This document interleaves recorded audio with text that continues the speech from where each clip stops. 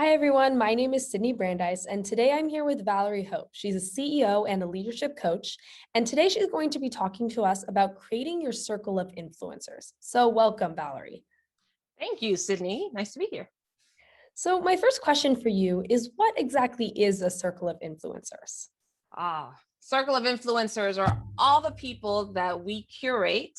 The key here is that we curate them because they're there to support us in achieving a certain goal, helping us remove certain obstacles, perhaps, in order for us to achieve a goal. Really a group of helpers, if you will, or supporters on the way. Awesome. So how do you go about creating that group or curating that group, as you were saying? Yes. Well, very carefully, there's 4 different categories of people that I think all of us should have in a circle of influencers. The first category is what we call the parallel member. And the parallel members are individuals who are moving in the same direction or likely have the same vision as you. They may not be doing it the same way, but they're moving in the same direction towards the same vision. The second person or the second type of person you want to have in your circle are what I call the supporters. Now, supporters are individuals who can provide either resources, connections, opportunities, or they're the cheerleaders, if you will, that let us know that we're on the right track or that we're moving in the right direction. The third category that I like to make sure is in this circle as well is what I call our sidekicks. Now, these are sometimes individuals that may not have anything to do with the goals that we've set, but perhaps are the individuals who just help us commiserate or celebrate the things that we're doing, right? So when we think about someone that could just be there for us, if, a shoulder to cry on, if you will. And the last category, this is an important one, is what I call the challenger. We don't usually bring and invite challengers into our circle, but this is an opportunity for us to find someone that maybe has a different perspective or a different approach, different personality, maybe a different industry, and invite them purposely in so that they can point out perhaps blind spots that we have in order for us to achieve our goal more efficiently. I hadn't thought about the challenger, but that's a really important key. Mm-hmm. So are these people usually like older than you, younger than you, same gender, different gender, doesn't matter? It does not matter. A lot of it just depends on what you're working on. And you might have multiple circles of influencers, some that are related to the work that you do, some related to a goal that you have perhaps with your health or your well-being, or perhaps if you have a goal with your social life. So you might find that there are some people who overlap, and there's sometimes when you have to go completely different. I really encourage people to be as diverse as possible. Find as much diversity as you can to build that circle, because I think it makes a difference. You'll have different insights. You might have different perspectives, resources. You have access to different people. All works. Wonderful. So how do you begin to connect with those people or know if that they want to connect with you? I always say start with the supporters.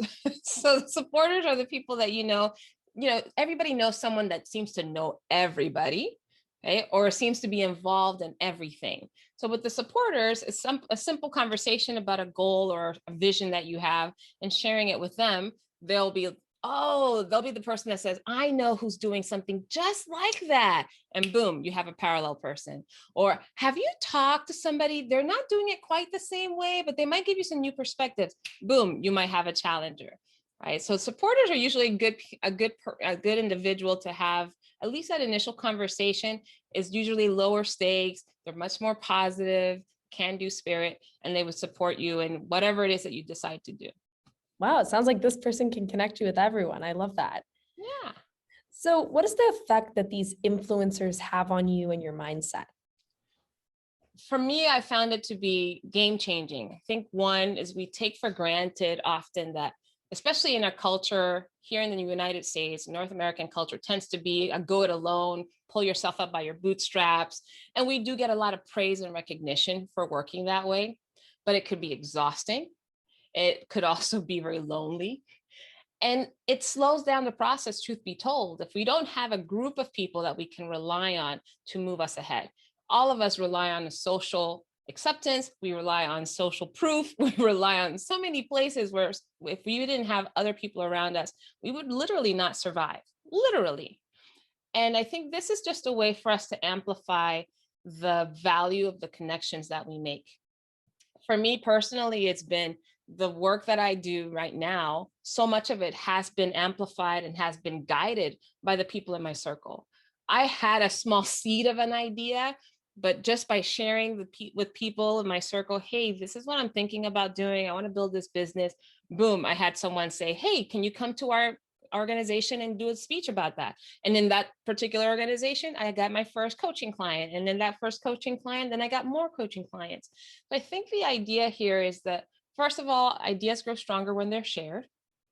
And we have to share them with other people, share them with the right people. That's why I say curate your circle. This is not a haphazard, put something on social media and tell everybody what you're doing. This is, oh, who would really appreciate what I'm doing? Who might help me think about it differently? Who might be able to support me in what I'm creating? That's, I think the impact is just peace of mind, and also the idea of able to move faster together, right? Or actually faster and further together. I love this group mentality mindset. I think people are very individualistic these days and could really use some of that. So it's great advice for people. So say that you find yourself in like a not so diverse circle and you want to open up to a more diverse circle. How would you go about doing that and finding influencers that are different?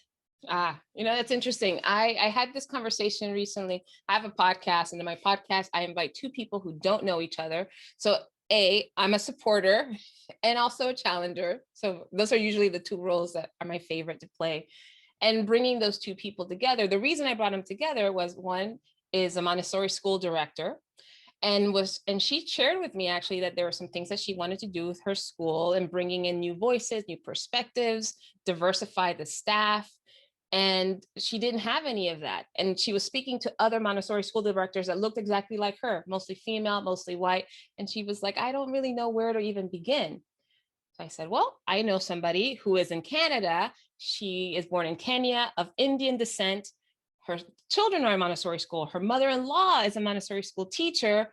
How about introducing the two of you together? So sometimes a good supporter, you want a supporter that's so well connected in different places, that is also really open to people of different cultures, backgrounds, etc., because they're the ones that are going to connect you to people who will diversify your circle. That's wonderful to hear. I'm so glad you connected them. It sounds like a perfect fit. Yeah. So, it seems like these circles work very often, but say that your circle maybe is not working for you. How do you know it's not working for you, and how do you try to fix that? Well, it depends on what's not working, right? If what's not working, and sometimes I hear from some of my clients, I haven't really made any inroad, I haven't found the right person, or the people that I've shared my ideas with don't seem to provide anything. Case in point, I had someone reach out to me with a idea for a tech, not a tech, a startup. They wanted to do something around a startup. And I said, well, that's not my expertise. I know a couple of people, here's some things that no, I don't want to do it that way. So I think that's one warning flag. If you find so if you're in a circle and you're sharing something and the person is giving you some idea, insight, and your first reaction is, no, not sure, a warning flag for you, because I think when you provide some information for your circle, they don't necessarily know all the nuts and bolts around what you're thinking or how to make it work. But they might be providing an insight for you just to mull on, to chew on it for a little bit. The other piece is maybe you're not telling the right person, right? Now, if somebody is looking to do something around technology, but you're approaching someone that is not involved in that space at all, that could pose a challenge if you're looking for specific context around technology. If you're just trying to pitch an idea of something that maybe for a user perspective, then of course, asking someone that is not a techie might be really helpful. So I think making sure that you're asking the right person is important. That's pretty common. And then the other thing I think is not getting enough, not amplifying your circle enough. So if you're going to the same people over and over again, or you're finding that you only go to them for certain things. One of the things I do in my workshops is often have people list everyone they typically go to for stuff. Who do you go to for help? Who do you go to for resources? Who do you go to for guidance? Once they identify what role they play in the circle, typically, I ask them, well, with this person is typically a person that you would note as your supporter, could they be a challenger? And then start looking at, I would have to invite them to challenge my assumptions, or I'd have to invite them to ask me questions, or I'd have to invite them to, Maybe if I want them to be a sidekick. They're so cool to hang out with. I should invite them to go have a coffee or something, right? So I think leveraging the people that you already know, but mindfully doing it in a different way, helping them know how to participate, makes a huge difference. Wow, I never thought about, kind of changing the roles of some of your friends and supporters, but Yeah. that's so interesting to me. Well, thank you so much for telling us about how to create your circle of influencers today. That was Valerie Hope. Thank you for watching, everyone.